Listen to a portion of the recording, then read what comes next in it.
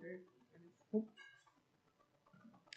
evening. I'd like to welcome everybody to the February 7th River Falls City Planning Commission meeting. First thing we'll do is stand and say the Pledge of Allegiance. This meeting is being recorded.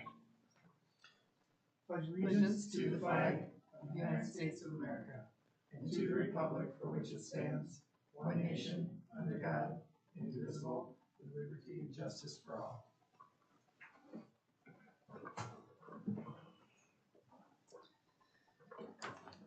Okay, can we have a roll call, please? Holtkamp, Here. LaRue, here. Moody, Here. Odine, Here. Prendergast, Woolsey. Here. Thanks. Okay, next we have approval of the minutes from the January 3rd Planning Commission meeting and the January 3rd Comprehensive Plan Steering Committee. I move approval. I'll second. Questions or comments? All in favor? Aye. Opposed? Okay, next go on to public comments. If there's anybody in the audience has anything like to say, come on up. Public comments? No? Okay, next move on to ordinances resolution. First one is a special hearing permit for a personal storage facility or mini warehouse on Old Chapman Drive at Chapman Drive. This is through capital investment programs. And Sam's got a little presentation for us. Sam's one of our planners. Good evening. Good evening, Mayor and Plan Commissioners. As the Mayor stated, the first item on the agenda this evening is an application for a special use permit from Capital Investment Partners. Municipal code requires a special use permit for a personal storage facility in a B3 highway commercial zoning district. A reminder, the Plan Commission will vote directly on the resolution that would grant the application a special use permit. The Plan Commission has the options of approving the special use permit, approving it with conditions, or denying it. If granted, a special use permit would remain in effect as long as the conditions upon which a permit was issued are followed until the duration of the permit expires or any conditions outlined in the resolution dictated otherwise. The proposed site is located just off the state highway interchange, and is across from the Streeling Ponds Corporate Park. The highlighted section would be created from a subdivision of the existing parcel, which currently straddles both sides of Old Chapman Drive. So as you can see here, this is the existing parcel, both pieces of it, and it would be subdivided to just be the blue outlined piece. Above is a layout of the proposed storage facility. Visitors would enter the facility from Old Chapman Drive with circulation throughout the site. The site would include 10 freestanding buildings and total 465 units of independent storage. The site would also include stormwater ponding on the corner of Chapman and Old Chapman Drive. The applicant is proposing steel facades, roofs, and doors for the buildings and a 6-foot tall khaki-colored fence on the site's perimeter. Additionally, the site would include trees planted along Old Chapman Drive and Melgard Court, with shrubs and other plantings on the east and south sides of the property. River Falls Municipal Code requires the Planning Commission evaluate a special use permit application based upon the following conditions above. City staff have examined each of the following conditions and found there to be no concerns. Staff analysis of the specific conditions can be found in the meeting packet. I'll apologize here quick. It looks like it got a little bumped around in transit here, but the next steps are for Planning Commission to act on the enclosed resolution. Staff recommends the approval of the enclosed resolution permitting a personal storage facility with the following conditions. One being the opaque fence should be maintained in good condition. The landscaping shall be maintained according to submittal plans, including all trees, shrubs, and grasses. And 3, no storage unit shall be used for residential purposes. With that recommendation, I'll defer back to you, Mr. Mayor. Thank you, Sam. So the first thing I'll do is close the Planning Commission hearing and open up the public hearing. If there's anybody in the audience has anything like to say about this. Okay, we'll close the public hearing and we open up the Planning Commission, and I'll take a motion on this. I move approval of the resolution approving the special use permit for a personal storage facility. Second. Okay, first, second, questions, comments? I have some, under proposed operation, it says that this facility will be well lit. Does that mean there's gonna be posts with lights on top of it, or just lights mounted on the buildings? Sure. So, I believe there are lights mounted on the buildings themselves, if I'm remembering the plan submittal correctly. I believe so. Yes, from the building specifically. Okay, and then, will there be a timing when I know it's out in the middle of nowhere, I'm just wondering, are they gonna go off at any time, or are they gonna be on all night? Sure. I don't know, to be honest with you, if they're motion activated or on a timer or whatever. Those are comments that we could certainly follow up on with the applicant. Okay, and I have, another one you may not have.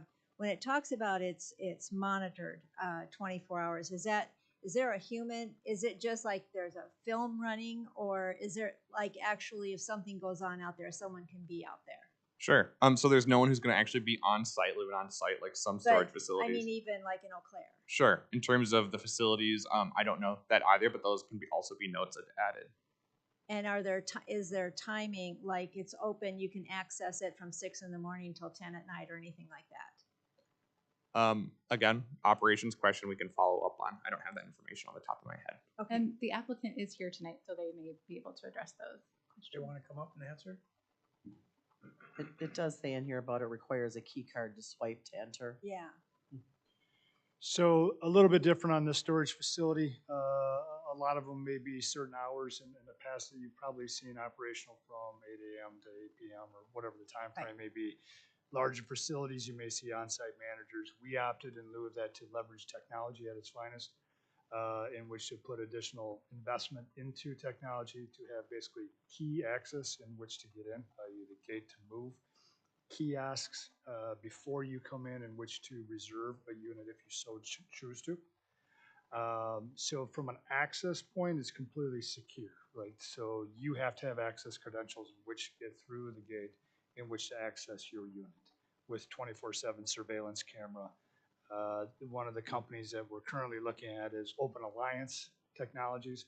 Open Alliance Technologies has basically a security system that they can, monitoring system that can differentiate between critters Okay. and authorize Excellent. individuals to be on premise. okay, So it's kind of a AI recognition that they're utilizing. That's one company that we're currently vetting. For us, it makes a lot of sense, right? I want to be able to tell you that your belongings are secure in our facility, more than just running, typical 24/7 surveillance camera that, I'll be honest, it's not in real time, and if a thief gets in, they've already done the damage. So at least in the open technology, that open alliance technology that we're looking at, the ability exists to look at the kiosks at the gate in which to get in versus motion happening across the premises. well, and not everyone works 8 to 5. Some people, Correct. the evening, later at night, they get off work at 11, so it'd be difficult if they couldn't get to their things. Okay, thank you. I have a question. Sorry. Just how do you exit? Do you have to have the pass key to get out as well, or is it just anybody that's once inside there can get out? Pretty typical, I assume, when you go maybe, and I'm not sure about River Falls, but I know in my municipality, there's a code to get in when we go to the dump in which to take our grass clippings and trees and et cetera, right? But then it's a motion to come back out, right? So if someone was able to access over the fence, they would be able to leave at their leisure. If someone can go through the fence, right, because they have access, they can come No, back I'm out. talking about up and over. Just thinking. Unauthorized. Unauthorized entrance over the fence, they'd be able to exit at their leisure. I suppose it is possible. I'm also going to hopefully rely on the technology that goes, I have an intruder, and that's what it's going to Yep. blare out, intruder. Thank you. Patricia, if I can answer your other question you had, I believe it was yours in regard to lighting. Yeah. It is at dusk, dawn lighting on the building. Okay, thank you. Yeah, and I have a question. Will you use your pass key to get into your unit? I know some units function with an app, so you know if someone has access to your unit that isn't you. I'll be honest with you, Dan, that is something that we're looking at. Unfortunately, the company that we can find that has the most technology for 24/7 security and gate access is not quite there yet to have that application. I know for myself, that's what I want to see is the automatic strikers at the door level. But unfortunately, it's gonna go back to the old fashioned way of a lock. Okay, thank And, you. The hope was not to have to deal with locks, to be honest with Thank you. And will the lights be shielded to you. Yes. keep them looking at the ground, not up in the sky? Anybody else? Okay, thanks, guys. Okay, first and second, all in favor? Aye. Opposed? Okay, next move on to, number 4 is the specific implementation plan and final plat for the Thompson Heights on Paulson Road at Radio Road. And there again, Sam's got a little presentation for us. Thanks. As the mayor said, specific implementation plan and a final plat submitted by Derrick Homes LLC for an 86-unit twin home development. The SIP is the final step for development review for a planned unit development, or PUD, and includes detailed architectural, engineering, landscaping, and stormwater plans. The final plat, also submitted, creates the lots, outlots, new streets, and easements for the development. City Council has previously voted to approve the general development plan on November 22nd, 2022. The applicant is proposing the development on the southeastern portion of the Thompson annexation property. The twin home development, known as Thompson Heights, will be located on part of the highlighted parcel above. The parcel will be divided by CSM, and a multifamily development has been proposed for the western portion of the site. Thompson Heights is located just off State Highway 35 and will be accessible from Paulson Road. The 86-unit development will consist of 2 twin home styles at different price points. The above image is an example of one such home style. While the development is not age restricted, the developer is anticipating many of the buyers to be empty nesters. Above, you can see the site plan for the development. In addition to the primary access off Paulson Road, the applicant is providing a 12-foot paved trail between lots 61 and 60 for emergency services access. The zoning for the site requires a 10-foot side yard setback on all lots. However, the applicant has requested flexibility on this to allow 5-foot side yard setbacks to be permitted via the PUD process. In exchange for this flexibility, the applicant is providing a number of site amenities. In addition to sidewalks on both sides of the street, the development will include a mowed natural trail along the wetlands on the east side of the development. The previously mentioned Paulson Road Trail connection and a child's tot lot in the center of the development. The homeowners association will be responsible for the maintenance of both the natural and paved trail connection and the tot lot.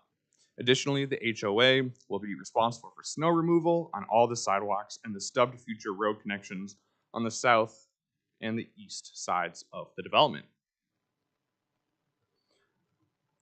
So there's an additional final plat element of the submittal as well. The final plat for the Thompson Heights development creates 86 twin home lots for development. It also creates 3 outlots throughout the development. Outlot 1 is in the northwest of the site and will include a stormwater pond. Outlot 2 is on the existing wetland, and outlot 3 will be the previously mentioned tot lot. Drainage, utility, and trail easements have been provided as needed, and the streets are designed per subdivision requirements. Future road connections have been provided to the east and to the south. Municipal code requires final plats to be evaluated upon these following conditions. City staff have examined each of the following conditions and found there to be no concerns. Staff analysis on each of the conditions can be found in the meeting packet. The final plat and the specific implementation plan will be next reviewed during the February 28th City Council meeting. Staff recommends the forwarding of the enclosed resolutions approving this SIP and the final plat to City Council with a favorable recommendation. Defer back to you, Mr. Mayor. Thanks, Sam. Okay, I'll take a motion on this. I move for the approval of the SIP and final plat for Thompson Heights on Paulson Road at Radio Road, Derrick Custom Homes. Second. Okay, question? I just have a quick question. If you go back to the color slide, yeah, is the green the mode path? So along the wetlands there, and then there's an access right there at 3. Right, it looks like it goes over to Radio Road 2. Actually, not quite. There is a previous iteration of it, but because of some issues with the trail or with the utility easements, that trail connection to Paulson Road directly was scrapped. So it's only accessible, unfortunately, through the interior of the development. Okay, but then it looks like it goes Oh. to the property line Yeah, I misunderstood. I apologize. Yep, and then it continues along to the wetland pond, or the wet pond, to the other side. That's correct. Okay, just for reference, there will be, there's another development to the west. Sure. Will there be, any more trail, associated with that? Yep, we're currently working with an applicant with some multifamily, but it's supposed to wrap around the entire wetland, so there's theoretically a loop for residents to use. Great, thank you. Could you Anybody else? go back, oh, No, no, go ahead. could you go back to the aerial? Okay, right there. So Saturday Properties is going to have 190 apartments, and they are 3 acres shy of the 1-to-1 floor space to green space. Then there's going to be 86 units at, what's it called, Thompson Heights, and there's going to be 106 apartments in the current.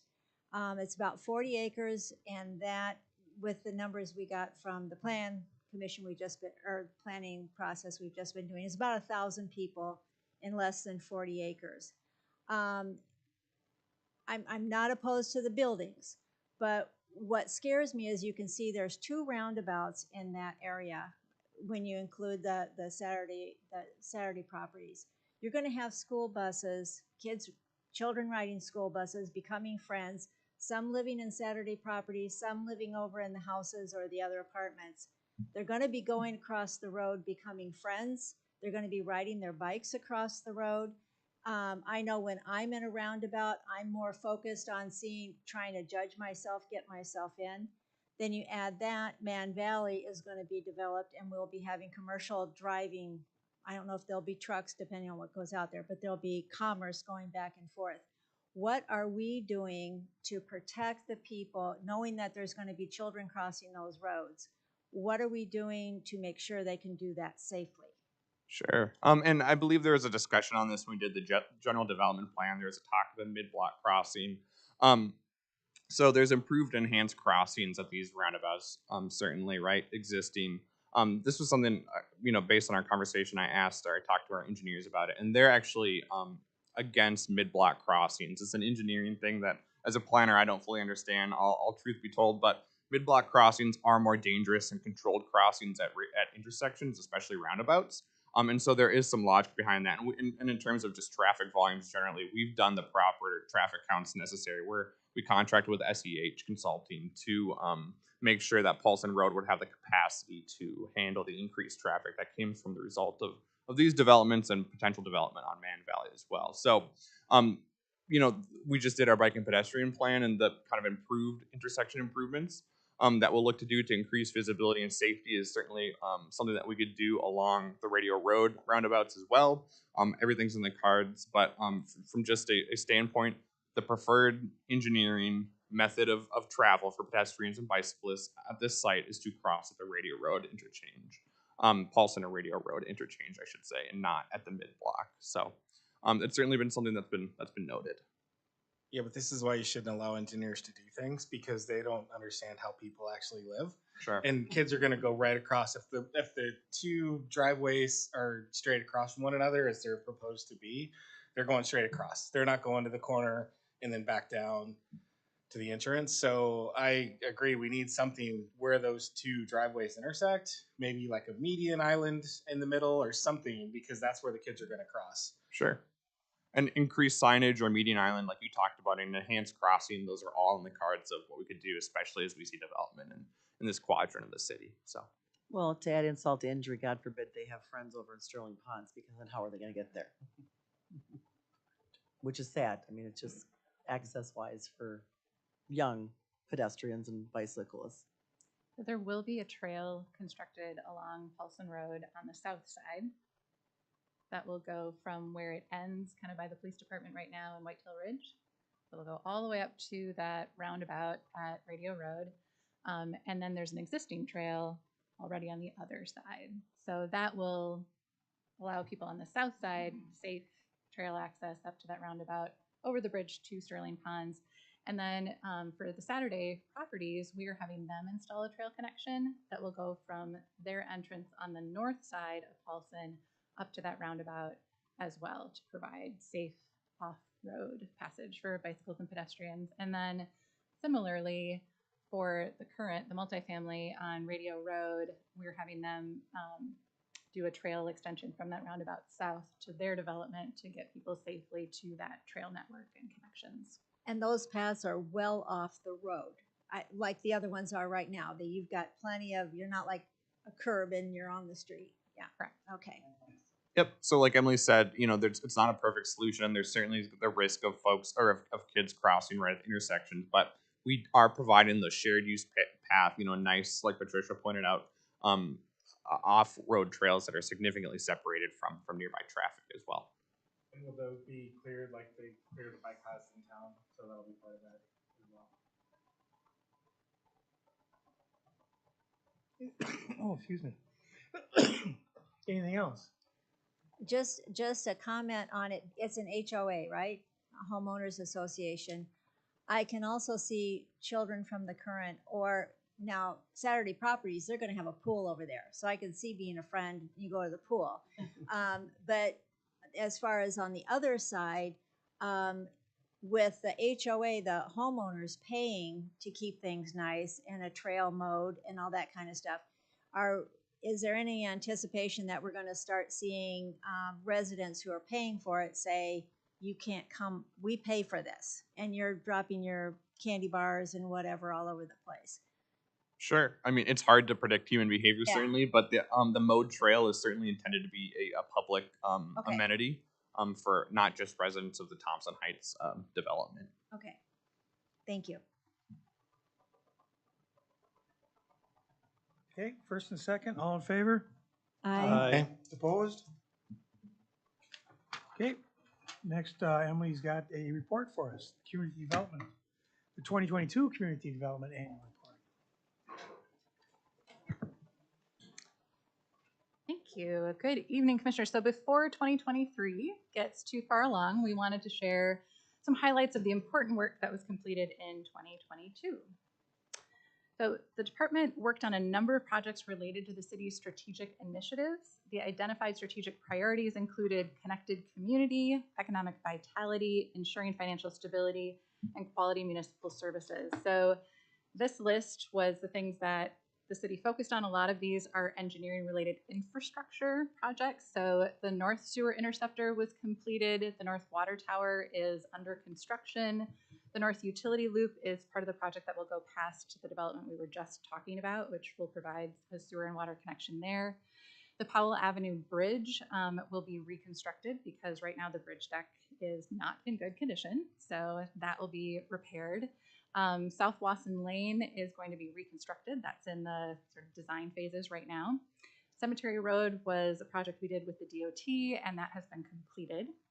Those are the big infrastructure projects that you're seeing, pipes and new roadways and those sorts of things. The CRM software is part of our economic development. It helps us maintain contacts and any sort of development prospects, that kind of thing. Economic development also worked to certify shovel-ready sites so that when businesses are looking to occupy space in River Falls, they know that that's good to go. Focus River Falls was a big project that all of you have been involved with, our 3 plan updates. And then the Man Valley Corporate Park. So I'm going to highlight that one just a little bit further. So this one, the corporate park will play an important part in the future of River Falls. So in early 2022, the council adopted this updated concept plan. And what this does is it allows for more phased and flexible development. We've got 2 roadways coming into the site, one from the north and one from the south. Additional roads will likely be developed throughout the corporate park, but right now we're leaving maximum flexibility in terms of lot size and arrangement for people to kind of build to suit. So final design for the infrastructure for this project, which will be the roads, stormwater, water, and sewer, began in earnest this spring.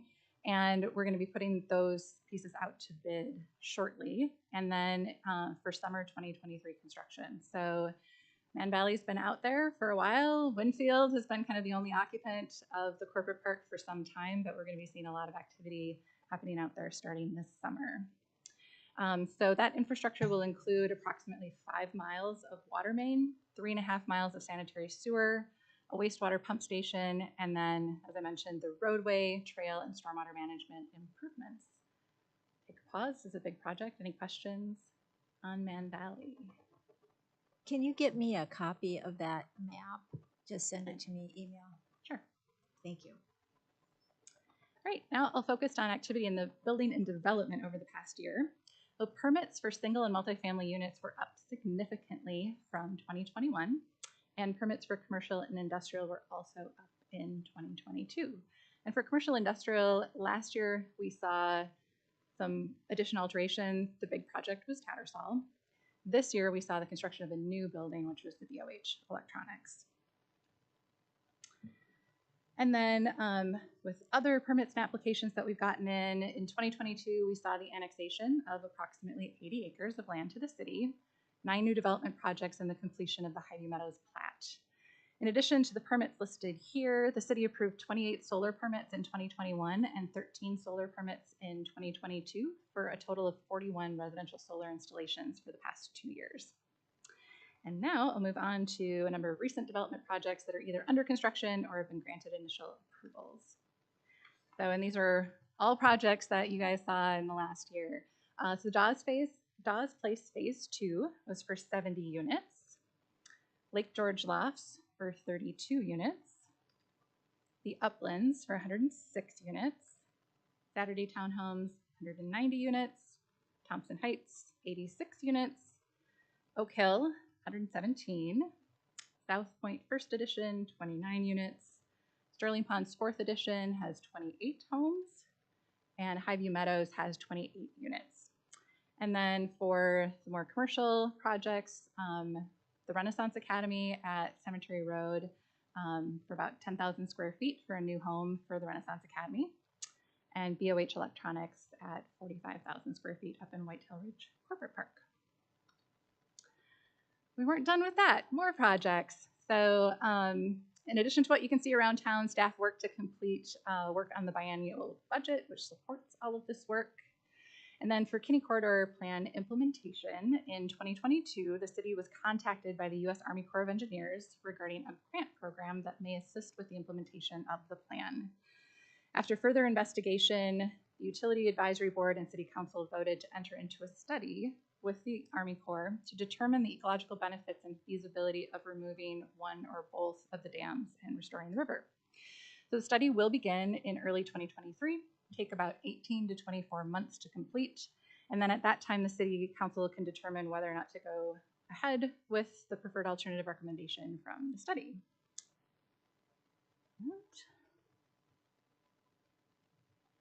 And then this long list I wanted to include because maintenance is a significant part of our work. So we're doing all of these new things, but we're also maintaining what we have.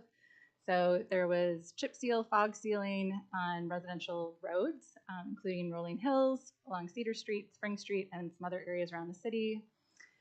Replacement of the asphalt trail along East Division. So it's important that we have these networks of trails, but also that we're maintaining them. We brought in asphalt pavement to the River Falls Dog Park. Additional pavement was put in Hoffman Park near the ballpark to sort of stabilize that, kind of make that nicer. Better ADA accessibility. Also, along with that project, we put in a new sidewalk to connect the restrooms in the Octagon to the stadium so that there was ADA accessed restrooms. And then again, a lot of sidewalk repairs around the city, and it was particularly focused on downtown. Also, Veterans Park and the Swinging Bridge were maintained because, again, we're checking that infrastructure and making sure that it is safe and good to use. All right, economic development is an important part of community development, and these efforts are led by Carrie Schreiner. Several major initiatives in 2022. Staff continues to support the River Falls Economic Development Corporation, which also has the St. Croix Valley Business Innovation Center. The city sold property in Whitetail Ridge Corporate Park to BOH. The Main Street Bounce Back Grant Program was something that came out of the pandemic, and it provides $10,000 in grants to businesses who are willing to go into a vacant space. And so far, we've provided 71 of those, and so that's an investment of $710,000 in River Falls. Carrie also works a lot on the Man Valley project management. There's a lot of pieces to that with infrastructure and funding, and then also making sure that we're ready for partners to come occupy that space in River Falls. Also, 36 requests for information were provided to commercial, industrial, and residential developers interested in River Falls. And then making sure that we're, again, talking to the people who are already here and employing and providing services in River Falls. Carrie led 10 business retention and expansion visits with existing businesses in the corporate parks. And then on the planning, zoning, and code enforcement front, we had some ordinance amendments approved this year. The subdivision ordinance addressing condominiums went into effect in May. And then you all were very helpful in working on the code enforcement ordinances that dealt with parking on residential properties, public nuisances, residential rental uses, signage in the right-of-way, and enforcement procedures. And in 2022, and these numbers are approximate, 143 code enforcement letters were sent to folks letting them know about standards in the city. 22 citations were written. That's the point we get to when we've sent the letters, we've asked folks to comply, and it's just taking a little extra. That number is not typical for our year, but we had a couple of properties that we ended up writing some daily citations for.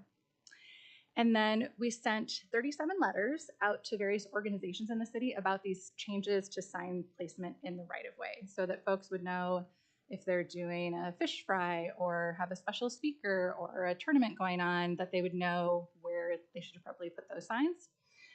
However, we also had the hailstorm that came through, so we had a number of contractors who were coming in, putting in their temporary signs. So staff also contacted those contractors when we saw those signs, letting them know, please move your signs. This is where they can go. And some of them were compliant, some weren't. So we ended up pulling approximately 110 signs from the right-of-way after letting people know. Then they've got to go. All right, and then Focus River Falls, huge effort to update 3 plans, the comprehensive plan and then the 2 functional plans, the outdoor recreation plan and the bicycle and pedestrian plan. It with numerous advisory committee meetings, stakeholder meetings, pop-up engagement, open houses, direct mailing, surveys, tons of input. And so now for our upcoming meetings and events, we've got our final open house for this planning effort. And it'll be this Thursday from 4:30 to 6:30. The lower level of City Hall, there will be some, I think we'll be looking at the comprehensive plan in the council chamber, and then we'll have some refreshments in the hallway, and then the bike and ped and outdoor rec plan in the training room. So people can kind of move back and forth between those and take a look at that information. So we're keeping you busy so far in 2023. I've listed sort of what we've got on tap for the next 2 Plan Commission meetings. I did want to note that we need a date change for April due to the election. So checking to see that the 5th, that's a Wednesday, if that works for folks, let me know. We could maybe go to Thursday, a little bit of flexibility. Oh, I think Thursday might be court. So if we could do that Wednesday, that's when we'll be having our April meeting. So thank you for all of your hard work. 2022 was a great year. We're looking forward to a productive year in 2023. And now I'll turn it back to you, Mayor. Thanks, Emily. Anybody have any questions about the report? Just one really boring question about chip sealing. Nobody likes it. How do you decide? I listed the streets that got that taken care of, and then there'll be more this year. And is there a priority list for that? And what's the thinking behind that? So I don't know all the technical details, but I know they test the pavement to see how it's structurally holding up. And the more we can do these efforts, such as the chip sealing and the fog sealing, the longer those roads will last before we have to do a full reconstruction, which is really expensive. I mean, are you choosing a certain mileage per year? Is that how we have it budgeted, or is it? I think it's primarily based. Well, it's kind of. I think it's both. I don't know exactly what the calculus is, but you know, we can't do all the streets all the time. Right. But we want to make sure that we're prioritizing the ones that really need it. And then, and the cycle would be like Hazel Street was done 2 years ago, and I kind of complained. But that aside, when do I complain again? I know it needs to Whatever be you want. done. Yep.